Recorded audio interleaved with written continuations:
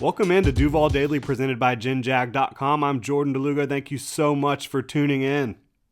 The Jaguars, they're just about a quarter of the way through their 2022 campaign. Technically with the 17th game, they're not quite a quarter of the way there yet. But we're going to break these games down into pairs of four as we move through the season. And we're just going to check in, call it a progress report, a state of the team, call it whatever you want. This will be kind of a broad view look at where the Jaguars are through their first four contests in 2022, and we're going to do this for every quarter moving forward throughout the season. You can hit me up on Twitter at Jordan DeLugo, follow Generation Jaguar at Generation Jag.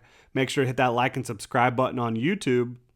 If you want to support the channel further, you can go check out GenJag.com. We've got a hat sale going on right now, today only, Tuesday, August 4th, 30% off all hats with code HAT30 on GenJag.com. You can also become a channel member. We've got links in the description below. All right, Jaguars progress report, State of the Jaguars, whatever we're calling it here. The Jaguars are 2-2. They're in first place in their division, as they currently own the tiebreaker with Tennessee, which is conference record at this point in the season because the two teams have not played. Within the context of the AFC, the Jaguars are still in third place. They would host a home playoff game if the season ended today. They'd be in third place. They're still on rocky ground, both in their division and within their conference. From a record perspective, there is certainly much work to be done at only 500. You say only, of course, a lot of fans are out there like, only 500. The Jaguars have been so poor over the last several years. Considering the Jaguars won just 4 games over the last 2 seasons as a whole, 2 big wins in 4 contests to start 2022 is impressive. No question about that. But fans and certainly the people inside that building down at TIAA Bank Field, they need to hold a higher standard. It's not just about being better than the Jaguars have been. That's a very low bar to hurdle.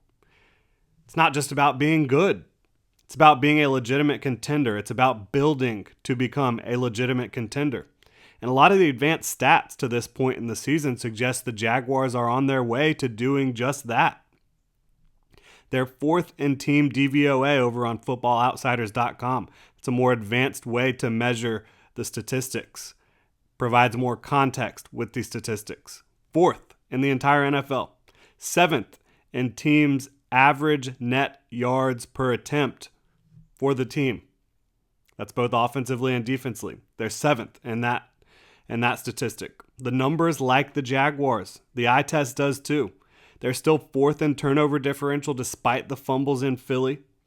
And they're 2nd in point differential at plus 38, behind only the Buffalo Bills, who most have pegged to be the Super Bowl favorite.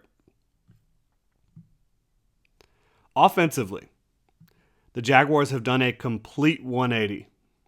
They throw to score and they run to win. That is Doug Peterson's philosophy. Did it cost them in Philly? Maybe. But so did Trevor's inability to hold on to the football despite those tropical depression type weather conditions where you had the wind swirling, you had gusts up to 20 miles per hour, you had consistent rain, and it really started coming down in the second and third quarter. Still, speaking of Trevor Lawrence, despite his turnover-filled day in Philly, he's still showing massive progress as a leader, as a field general, someone who can read the field and manipulate defenses. And in the accuracy department, he's tied for 9th in adjusted completion percentage across the whole league. He's thrown 8 touchdowns to just 2 interceptions. And he's consistently had the Jaguars offense on the move, again, outside of a game in which they were playing through the remnants of Hurricane Ian. The numbers and the eye test suggest Trevor's struggles with ball security in Philadelphia are more of a blip than a trend. He was named AFC Offensive Player of the Week following his performance against the Chargers in Week 3, and this is a young quarterback that looks like he is headed in the right direction in a big way. A lot of that is credit to him, his work ethic, his leadership, and his skill, his talent on the field. A lot of that credit goes to Doug Peterson. A lot of that credit goes to to Mike McCoy, his quarterback coach, Jim Bob Cooter, the passing game coordinator, and of course, Press Taylor. This team, from a head coaching standpoint, Doug Peterson appears to have full buy-in from the coaching staff and the players, and that's helping Trevor out, that's helping the offense out. Why does he have full buy-in? He has previous credibility with what he's done in Philly and throughout his career as a coach. He's continued to earn respect with his actions, his demeanor, and his treatment of everyone inside the Jaguars building. From giving veterans a rest this summer during OTAs to supplying all the vanilla ice cream that anyone could want, to his calm, cool, and collected demeanor, to his aggressiveness as a play caller and a decision maker, showing belief in his team. It's easy to understand why players are all in on this guy. And his ability as an offensive play caller has really shined so far, helping the Jaguars to score 26.3 points per game, which has them on pace to set a franchise record. In Doug Peterson's first season, a franchise record for points is what they're on pace for. Both their passing and rushing attacks have shown signs of growth through the first 4 weeks. James Robinson and Travis Etienne on the ground, they look like a dangerous two-headed monster in the backfield. They're both coming off major foot injuries last year. James Robinson with the Achilles late in December, Travis Etienne with the Liz Frank in August, and neither player looks like their ailments or their previous ailments are impacting their game at all. James Robinson looks as good as he ever has, and Travis Etienne looks just as quick and explosive as he ever has. In the receiving game, Christian Kirk has established himself as the go-to guy, hauling in 20 catches for 327 yards and 3 touchdowns in just 4 games for the Jaguars so far. He's been Doug Peterson's ultimate chess piece on offense, moving him around the formation and getting him in positions to make plays. Zay Jones, Jamal Agnew, Marvin Jones, Evan Ingram, and Etienne, they have all made an impact on the passing game as well, a positive impact consistently throughout this early part of the season. Up front, you look at the Jaguars' offensive line. They've shown a lot more good than bad, in my opinion. There have been some ups and downs, but after battling with some incredibly talented defensive fronts over the first 4 weeks, I think the Jaguars' offensive line appears to be headed in the right direction. There's been solid stretches of play from each member of that group, and I think that as they continue to coalesce and continue to grind throughout this season, they look like a group that is going to be able to get the job done for you. Are they one of the best in the league? No. But can they get the job done for you with Trevor Lawrence, who has so much pocket presence and pocket maneuverability? James Robinson and Travis Etienne being such good backs, yeah, I think this offensive line can get the job done for you. On defense, the Jaguars have become a ball-hawking unit. They've forced the 3rd most turnovers in football with 9.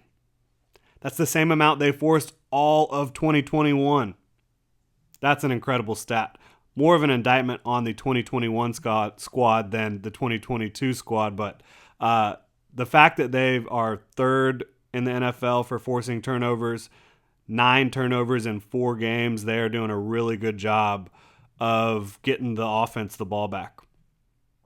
And while there is plenty of talent on the defensive side of the ball for the Jaguars, defensive coordinator Mike Caldwell deserves a ton of credit for his varied and multiple looks both on the back end and up front.